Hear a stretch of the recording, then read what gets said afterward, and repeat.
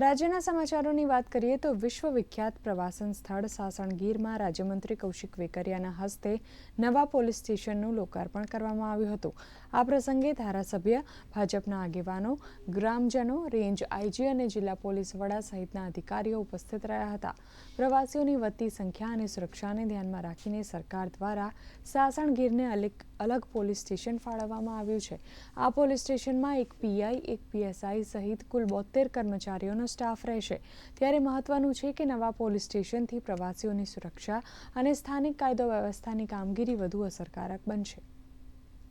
ધ્યાને રાખી આજે આપણે જે પીઆઈ નું પોલીસ સ્ટેશન સાસણ મુકામે જે લોકાર્પણ કરીને ખુલ્લું મૂક્યું છે, લોકોને માટે મુસીબતના સમયમાં લોકોને જરૂરિયાત જ્યારે ઊભી થાય ત્યારે લોકો સાથે ઊભા રહી શકે એ પ્રકારની વ્યવસ્થા સાથેનું એક પોલીસ સ્ટેશન જ્યારે સરકાર દ્વારા ભેટ આપવામાં આવ્યું છે, ત્યારે લોકોને કાંઈ પણ ટુરિસ્ટ પ્લેસ વાળો વિસ્તાર છે, જ્યારે પણ બહારથી લોકો આવતા હોય એમને કોઈ મુસીબત પડે તો નજીકનું પોલીસ સ્ટેશનનો સંપર્ક કરી એમને સારી રીતે મદદરૂપ મળી શકે એ પ્રકારની વ્યવસ્થા સરકાર દ્વારા લાગુ કરવામાં આવી છે। શાસનમાં આપણે સૌ જાણીએ છીએ ત્યારે સિઝનમાં હજારો લાખો યાત્રાળુઓ ટુરિસ્ટ આવતા હોય છે, એમની સુવિધાઓ માટે, સુરક્ષા માટે ગુજરાત પોલીસ કટિબદ્ધ છે અને આવનાર સમયમાં શાસન પોલીસ સ્ટેશન એક શ્રેષ્ઠ કક્ષાનું ટુરિઝમ પોલીસ સ્ટેશન બને એવી સરકારશ્રીની નાયબ મુખ્યમંત્રી સાહેબની જે સૂચના છે એનું અમે અમલીકરણ કરી અને સુંદર પોલીસ સ્ટેશન આપી અને લોકોને સુંદર સુવિધાઓ અને સુરક્ષા પ્રદાન કરશું એવી અમારો શુભાશય છે। સાસણની આજુબાજુના 15 ગામ અને સાસણ એની સેફટી હવે સાસણ